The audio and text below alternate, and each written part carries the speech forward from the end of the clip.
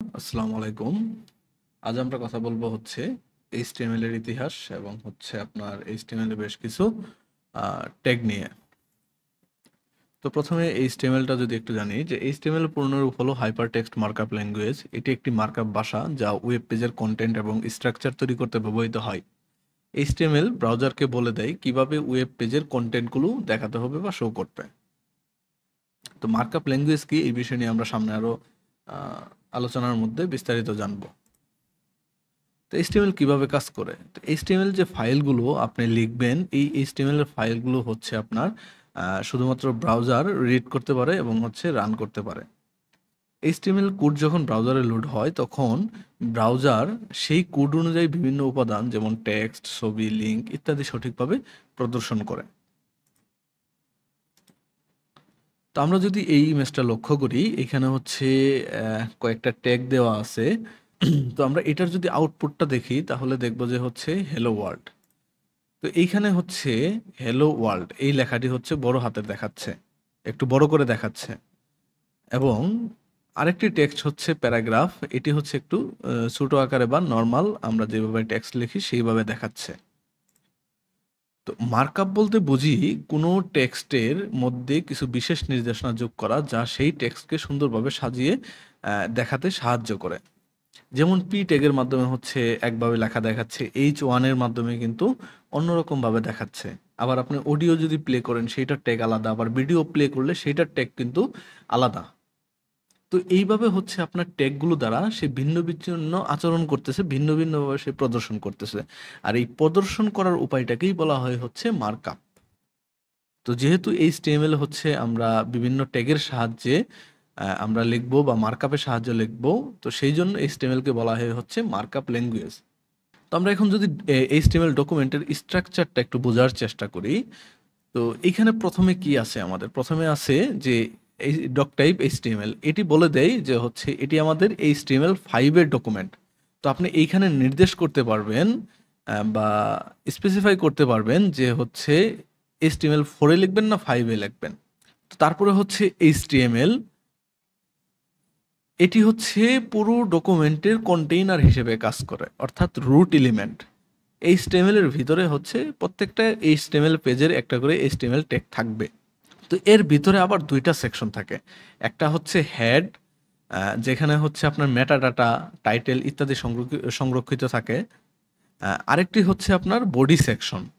তো এই body section এবং হেড সেকশন এই দুটি হচ্ছে আপনার HTML এর ভিতরে থাকে। তো হেডের যে কন্টেন্টটা, হেডের ভিতরে যে ট্যাগগুলো থাকবে, এই ট্যাগগুলো হচ্ছে ব্রাউজারে প্রদর্শন করবে না, শুধুমাত্র টাইটেল ট্যাগ ব্যতীত। আর ব্রাউজারের ট্যাবে যে আপনি যে নামটি দেখতে পান, ফেসবুকে যখন ওপেন করেন তখন উপরে ট্যাবে দেখতে পান ফেসবুক, বা বিভিন্ন ট্যাবে আপনি কি করতে পারবেন, বিভিন্ন ধরনের একটা করে নাম দেখতে পাবেন। তো এই নামগুলো হচ্ছে আপনার টাইটেল নির্ধারণ করা হয়। আর বডি সেকশনে হচ্ছে আপনার যাবতীয় যা কন্টেন্ট দেখতেছেন বা ওয়েব পেজের যা ভিজুয়াল ভিউ দেখতেছেন সবকিছু আমরা হচ্ছে বডি ট্যাগের ভিতরে লিখব। তো পেজের প্রধান কন্টেন্ট হচ্ছে বডি সেকশন। HTML এলিমেন্ট এবং হচ্ছে ট্যাগ, এই বিষয়ে যদি একটু আলোচনা করি তাহলে একটি ইমেজ দেখতে পাচ্ছেন, সেখানে হচ্ছে একটা ট্যাগ নেম লেখা আছে এবং শেষেও একটা ট্যাগ নেম লেখা আছে। তো তার আগে একটা স্লেশ দিছে, অর্থাৎ আপনার হচ্ছে একটা মার্কআপ যখন আপনি লিখবেন, মার্কআপটা হচ্ছে ট্যাগ। তো ট্যাগ নেমের একটা শুরু থাকে, একটা শেষ থাকে, মাঝখানে আবার তার ভিতরে কিছু কন্টেন্ট দিতে হয়। ট্যাগ এবং কন্টেন্ট সহ সম্পূর্ণটাকে বলা হয় হচ্ছে এলিমেন্ট। তো HTML এলিমেন্ট হলো একটি স্টার ট্যাগ এবং ইন ট্যাগের মধ্যে থাকা কন্টেন্ট। ট্যাগ হলো মার্কআপের অংশ যা ব্রাউজারকে বলে দেয় কোনো উপাদানটি কিভাবে প্রদর্শিত হবে। প্রায় প্রতিটি HTML এলিমেন্টের একটি স্টার ট্যাগ এবং ইন ট্যাগ দিয়ে গঠিত হয়। তো এখন আসি যে HTML অ্যাট্রিবিউটগুলো আমরা কিভাবে লিখব বা অ্যাট্রিবিউটের কাজগুলো কি। তো HTML অ্যাট্রিবিউট হলো ট্যাগের অতিরিক্ত তথ্য যা ট্যাগের আচরণ বা প্রদর্শন কন্ট্রোল করতে সাহায্য করে। প্রতিটি অ্যাট্রিবিউট নেম এবং ভ্যালু পেয়ার হিসেবে থাকে। তো আমরা এখানে দেখতেছি যে হচ্ছে href একটা হচ্ছে অ্যাট্রিবিউটের নাম, তারপরে ইকুয়াল সিম্বলের পরে হচ্ছে একটা ভ্যালু আছে। সেম একইভাবে টার্গেট একটা অ্যাট্রিবিউট নেম, ব্ল্যাঙ্ক হচ্ছে একটা সেই অ্যাট্রিবিউটের ভ্যালু। তো আমরা যদি একটু সিনট্যাক্সটা লক্ষ্য করি তাহলে আমাদের কি করতে হবে যে স্টার ট্যাগ, HTML এর স্টার ট্যাগ এর আমরা হচ্ছে অ্যাট্রিবিউটগুলো লিখব। আর লেখার সিনট্যাক্সটা হচ্ছে প্রথমে আপনি অ্যাট্রিবিউট নেম দিবেন, তারপর হচ্ছে আপনার অ্যাট্রিবিউট ভ্যালুটা দিবেন। তো এখন আসি যে হেডিং এলিমেন্ট। তো এই হেডিং এলিমেন্টগুলো মূলত আমাদের ইম্পর্টেন্ট যে তথ্যগুলো থাকে বা টাইটেলগুলো যেগুলো থাকে সেইগুলোতে আমরা হেডিং ট্যাগগুলো লিখি। তো এখন যদি আমরা আউটপুটগুলো দেখি যে H1 থেকে H6 এর আউটপুট হচ্ছে বড় থেকে ছোট আস্তে আস্তে গেছে।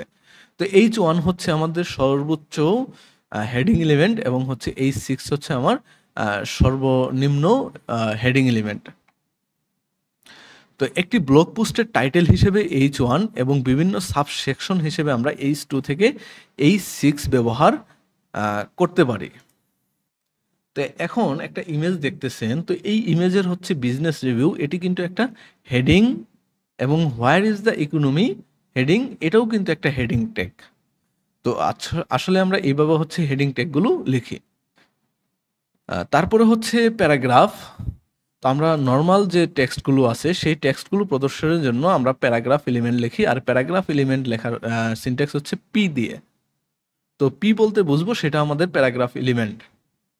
তো আমরা এর আউটপুটটা কিন্তু দেখতে পাচ্ছি যে নর্মাল হচ্ছে আমরা যেভাবে প্যারাগ্রাফ লিখি সেইভাবে হচ্ছে শো করতেছে। অর্থাৎ এ শুরু থেকে শেষ পর্যন্ত শো করবে যতক্ষণ পর্যন্ত তার জায়গা আছে। যখন তার জায়গা আর পাবে না, প্রস্থের আর জায়গা পাবে না, তখন সে নিচে নিচে নিচে নিচে আপনার শো করে দেখাবে। তো এই ইমেজটাতে দেখেন যে এই যে বাম সাইডে ছোট ছোট অক্ষরে লেখা, এইগুলো কিন্তু প্যারাগ্রাফ অক্ষরে লেখা বা প্যারাগ্রাফ ট্যাগে কিন্তু লেখা। তো HTML লাইন ব্রেক বলতে আমরা কি বুঝি? যেমন প্যারাগ্রাফ তো হচ্ছে আমাদের একটা স্ক্রিনের শুরু থেকে শেষ পর্যন্ত সম্পূর্ণ জায়গা জুড়ে সে হচ্ছে শো করবে। যতক্ষণ পর্যন্ত যত বড় লেখা হবে তত আস্তে আস্তে যখন জায়গা না পাবে আস্তে আস্তে নিচের দিকে সে আসতে থাকবে। তো এখন আমরা চাচ্ছি যে নির্দিষ্ট কোনো জায়গাতে আমরা হচ্ছে ব্রেক করা বল। তো আমরা এই উদাহরণটা একটা দেখি যে this is the first line. এখানে আমরা একটা ব্রেক বিআর এলিমেন্ট ব্যবহার করছি বা ট্যাগ ব্যবহার করছি, তারপরে আমরা কিন্তু আগের মতোই লেখাটা লিখছি। তো আমাদের এই বিআর এলিমেন্ট ব্যবহার করার কারণে আমাদের কি লাইনটা আমাদের ব্রেক হয়ে গেছে, অর্থাৎ নিচে আসি পড়ছে, যদিও তার সাথে জায়গা আছে পর্যাপ্ত পরিমাণ। তো ব্রেক এলিমেন্ট বা ব্রেক ট্যাগ থাকার কারণে আমাদের কি লাইন ব্রেকটা ঘটাতে পারছি। তো বিআর এটার হচ্ছে আপনার ইন্ডিং ট্যাগটা নাই। তো এটা হচ্ছে আপনার সিঙ্গেল ট্যাগ বিশিষ্ট একটা এলিমেন্ট। তো বিআরকে বলি হচ্ছে আমরা ব্রেক এলিমেন্ট, যে এটার কাজ হচ্ছে লাইন ব্রেক করানো। তো বিআর ট্যাগ ব্যবহার করার কারণে দুটি লাইন আলাদা হয়ে যাবে কিন্তু একই প্যারাগ্রাফের মধ্যে থাকবে। তো আমরা একটা ইমেজ দেখতে পাচ্ছি, তো একটা দাগ কিন্তু এখানে শো করতেছে। তো এইভাবে যদি আমরা দাগগুলো শো করাতে চাই সেটাকে বলা হয় হচ্ছে হরিজন্টাল রুল। তো হরিজন্টাল রুলের জন্য আপনার এইচআর নামে একটা এলিমেন্ট আছে বা ট্যাগ আছে, সেই ট্যাগ দ্বারা কি হয়, এইচআর ট্যাগ দ্বারা এরকম একটা লাইন দেওয়া যায়। তো আমরা এটি মূলত সেকশন ভাগ করার জন্য বা আনুভূমিক লাইন আঁকার জন্য হচ্ছে আমরা এই হরিজন্টাল রুল এলিমেন্টটি ব্যবহার করব। এখন আমরা বেশ কিছু HTML টেক্সট ফরম্যাটিং এলিমেন্টগুলো দেখি।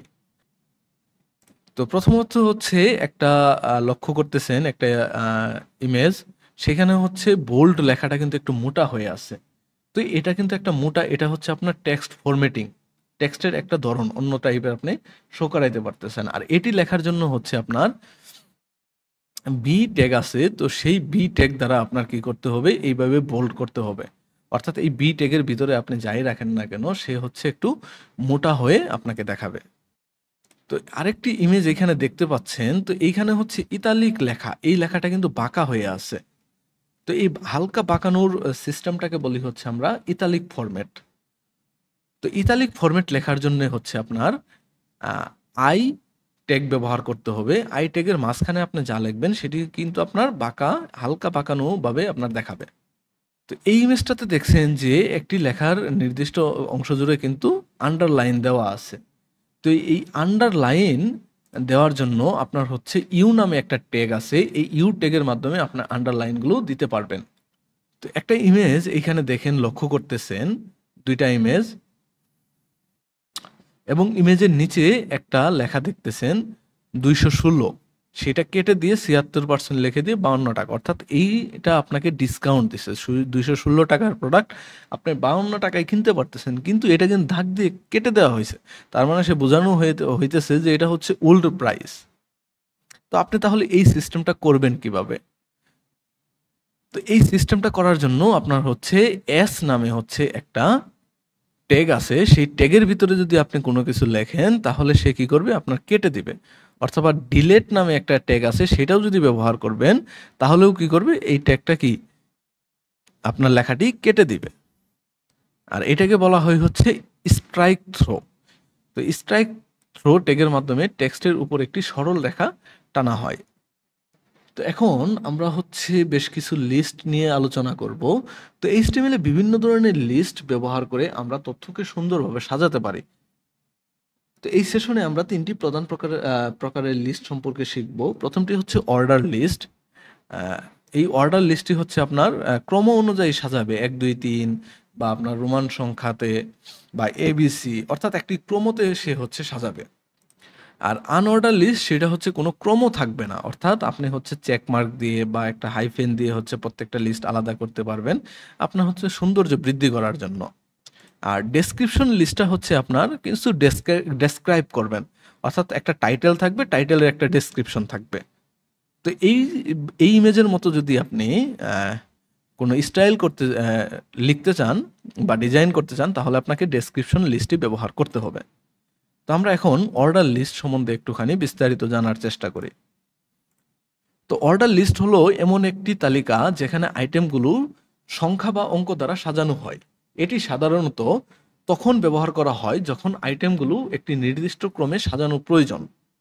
তো এটি লেখার জন্য আপনাকে ওএল নামে একটা হচ্ছে ট্যাগ ব্যবহার করতে হবে, এবং এই ওএল এর ভিতরে হচ্ছে আপনার এলআই নামে ট্যাগ আছে, যেটিকে বলা হয় হচ্ছে লিস্ট আইটেম, এবং ওএলকে বলা হয় অর্ডার লিস্ট। তো আপনার এই লিস্ট আইটেমগুলো হচ্ছে আপনি ওএল এর ভিতরে আপনি যতগুলো দেখাইতে চান সেইভাবে হচ্ছে আপনি লিখবেন। তো লিখার পরে যদি আমরা আউটপুটটি দেখি তাহলে কি আমাদের 1, 2, 3 এইটা কিন্তু আমাদের নাম্বারিং বা ক্রমগুলো অটোমেটিকলি সে সাজাই দিতেছে অর্ডার লিস্টের মাধ্যমে, বা এই সিস্টেমে বা এই স্ট্রাকচারে আমাদের লেখার কারণে। তো এইখানে দেখেন যে আরেকটা ইমেজ। তো আমরা চাইতেছি যে ক্রমটা একটা নির্দিষ্ট সংখ্যা বা একটা নির্দিষ্ট নাম্বারের পজিশনের পরে হচ্ছে সে আপনার শো করাবে। তো সেই জন্য আপনাকে ব্যবহার করতে হবে হচ্ছে ভ্যালু অ্যাট্রিবিউট। তো অ্যাট্রিবিউট হচ্ছে আপনার পূর্বেই বলা হয়েছে যে এটা হচ্ছে এক্সট্রা কিছু ইনফরমেশন বা এক্সট্রা কিছু অ্যাকশন থাকে, যেটা হচ্ছে আপনার HTML এর ট্যাগগুলোর সাথে বা এলিমেন্টগুলোর সাথে কাজ করে। তো এইখানে ভ্যালুর দ্বারা কিন্তু সে এক্সট্রা একটা কাজ করতেছে, সেটা কি, সে হচ্ছে এখন আর ১ থেকে ৩ পর্যন্ত প্রিন্ট করতেছে না, এখন হচ্ছে ১০ থেকে ১১ পর্যন্ত ১২ পর্যন্ত প্রিন্ট করতেছে। অর্থাৎ ভ্যালু দ্বারা আপনি হচ্ছে স্পেসিফাই করে দিতে পারবেন। তো আমরা যদি আরেকটি উদাহরণ দেখি, তো এইখানে হচ্ছে আমরা ভ্যালুটা দ্বিতীয় এলিমেন্টের ভিতরে দিয়ে দিছি 10। তো সে প্রথম এলিমেন্ট হচ্ছে 10। তো এইভাবে যদি আরও থাকে প্রথমটির পরে আমরা যদি ভ্যালু না দেই তাহলে সে ১, ২, ৩ করেই আসবে। যখন সে ভ্যালু অ্যাট্রিবিউটে পাবে এবং সেখানে কোনো ভ্যালু পাবে তখন সে সেই অনুযায়ী হচ্ছে আমাদের তারপর থেকে আমাদের লিস্টিংগুলো করে দেখাবে। তো ভ্যালু অ্যাট্রিবিউট ব্যবহার করে আপনি একটি তালিকা, আইটেম সংখ্যা বা ক্রম নির্দিষ্ট করতে পারেন। তো এখন ওএল অর্ডার লিস্ট, এই এলিমেন্টে ওএল ট্যাগের ভিতরে আপনি কি করতে পারবেন, টাইপ নামে একটা অ্যাট্রিবিউট আছে, এটি দ্বারাও আপনি বলে দিতে পারবেন যে আসলে আপনার লিস্টিংটি ক্রমটা কিভাবে সাজাবে বা সিকোয়েন্সটা কিভাবে সাজাবে, এবি আকারে নাকি রোমান অক্ষর আকারে নাকি নাম্বার অনুসারে। তো সেটার জন্য হচ্ছে আপনার টাইপের ভিতরে আপনার স্পেসিফাই করে দিতে হবে এর ভ্যালুটি। তো আমরা যদি টাইপের ভ্যালুগুলো দেখি, বাই ডিফল্ট আমাদের ১ দেওয়া থাকে। তো আমরা নাম্বারিং যদি কোনো কিছু টাইপ অ্যাট্রিবিউট না ব্যবহার করি তাহলে আমাদের নাম্বারিংটাই দেখায়। আর যদি 1 ব্যবহার করি সেমি রেজাল্ট পাবো। এ ব্যবহার করলে আমরা এবিসি এইভাবে হচ্ছে আমরা পাবো, এবং হচ্ছে ছোটো হাতের এ লিখলে আমরা ছোটো হাতের এ দ্বারা হচ্ছে আমরা অর্ডারিংটা পাবো। আর বড় হাতের আই দিয়ে আমরা হচ্ছে রোমান অক্ষরের অর্ডারিংটা পাবো, আর ছোটো হাতের আই দিয়ে আমরা পাবো হচ্ছে ছোটো হাতের রোমান সংখ্যার সিকোয়েন্স। তো আমরা আরেকটি উপায় হচ্ছে নাম্বারিংটাকে বলে দিতে পারি বা লিস্টিংটাকে বলে দিতে পারি যে কিভাবে কত থেকে সে শুরু করবে। তো এইখানে হচ্ছে ওএল এই ট্যাগের ভিতরে হচ্ছে আপনারা স্টার্ট তার ভিতরে হচ্ছে আপনার ভ্যালুটা বলে দিবেন। তো আপনি যে ভ্যালুটা বলে দিবেন সেই অনুযায়ী হচ্ছে বা সেইখান থেকে হচ্ছে আপনার সিকোয়েন্সগুলো সাজাতে শুরু করবে, সেই অনুযায়ী আপনাকে লিস্টটি রেন্ডার করবে। তো স্টার্ট এই অ্যাট্রিবিউট দিয়ে আপনি তালিকার শুরুর সংখ্যা ঠিক করতে পারবেন। তো এখন আপনি চাচ্ছেন যে আপনার লিস্টিংটাকে উল্টাভাবে সাজাতে। এতক্ষণ আমরা ১, ২, ৩ এই ক্রমবেতে সাজাইছি। এখন আমরা ৩, ২, ১ উল্টা ক্রমতে সাজাবো। তো সেই জন্য আপনার হচ্ছে একটা রিজার্ভ নামে কিওয়ার্ড আছে। তো এই রিজার্ভ কিওয়ার্ডটা আপনার ব্যবহার করতে হবে। তো রিজার্ভ অ্যাট্রিবিউটটি তালিকাটির বিপরীত ক্রমে দেখাতে সাহায্য করে। তো এখন আমরা একটু আলোচনা করি হচ্ছে অ্যাঙ্কর নিয়ে। অ্যাঙ্কর কি? অ্যাঙ্কর ট্যাগ HTML এ খুব গুরুত্বপূর্ণ একটি ট্যাগ যা সাধারণত হাইপার লিঙ্ক তৈরির জন্য ব্যবহৃত হয়। এর মাধ্যমে আমরা একটি পেজ থেকে অন্য পেজে অথবা একই পেজের বিভিন্ন অংশে নেভিগেশন করতে পারি। যেমন আমরা হচ্ছে যখন গুগলে সার্চ দেই তখন কিন্তু একটা রেজাল্ট আমরা পাই। তো সেই রেজাল্ট অনুযায়ী আমাদের প্রয়োজনীয় রেজাল্টের উপরে যদি আমরা ক্লিক করি তাহলে সেই ওয়েবসাইটে কিন্তু আমরা চলে যাই। তো এই কাজটা কিভাবে করতেছে? এই কাজটা করতেছে হচ্ছে আপনার এই লিঙ্কের মাধ্যমে বা অ্যাঙ্করের মাধ্যমে। অর্থাৎ এখানে আপনি বলে দিতে পারতেছেন যে আপনি হচ্ছে কোন জায়গায় সে যাবে। সেই ঠিকানাটা নেভিগেট করতে পারতেছেন। তো আপনারা হচ্ছে অ্যাঙ্কর ট্যাগ লেখার জন্য আপনাকে এ ট্যাগ ব্যবহার করতে হবে। তো এই এ ট্যাগের ভিতরে হচ্ছে আপনার যেটি শো করবে, যেমন হচ্ছে আপনার এখানে শো করছে বাংলাদেশ, তো এই লেখাটা হচ্ছে আপনার শো করাবেন। এবং href অ্যাট্রিবিউট, এই অ্যাট্রিবিউট হচ্ছে আপনার একটা ইউআরএল নির্দেশ করে যেখানে ক্লিক করলে ব্যবহারকারী সেই ঠিকানাতে হচ্ছে পৌঁছাবে। যদি এটি না দেন তাহলে কাজ করবে না। অর্থাৎ আপনি যখন একটা লিঙ্কে ক্লিক করবেন সেটিতে যাওয়ার জন্য আপনার href অ্যাট্রিবিউটের ভিতরে তার ঠিকানাটা বলে দিতে হবে। তো আমাদের আউটপুটটা এখানে দেখতে পাবো আমরা যখন আমরা গুগলে ক্লিক করব তখন আমরা কি এটি গুগলে আমাদের রিডাইরেক্ট বা নেভিগেট করে চলে যাবে। টাইটেল অ্যাট্রিবিউট ভিডিওটি একটু দেখুন। আমরা দেখি তাহলে হচ্ছে প্রথমে আপনার টাইটেলটা নিতে হবে। এর ভিতরে হচ্ছে আপনি একটা যে কোনো নাম দিলেন যে গুগল। এখন এই লিংকের উপরে যদি আপনি মাউসটা রাখেন তাহলে দেখবেন যে আপনার এই গুগলটা লেখা দেখাচ্ছে। অর্থাৎ আপনি টাইটেলের ভিতরে যে নাম রাখবেন মাউস রাখলে আপনি সেই নামটা দেখতে পাবেন। অর্থাৎ টাইটেল অ্যাট্রিবিউট দিয়ে আপনারা হচ্ছে সেই লিঙ্কে আসলে কোন ঠিকানায় যাবে বা কি নাম সেই তথ্যটি আপনারা হচ্ছে টাইটেলের উপরে দেখাইতে পারবেন। এটা হচ্ছে হবে আপনার টার্গেট অ্যাট্রিবিউট। এটা আমার লিখতে ভুল হয়েছে। তো টার্গেট অ্যাট্রিবিউটের কাজ কি?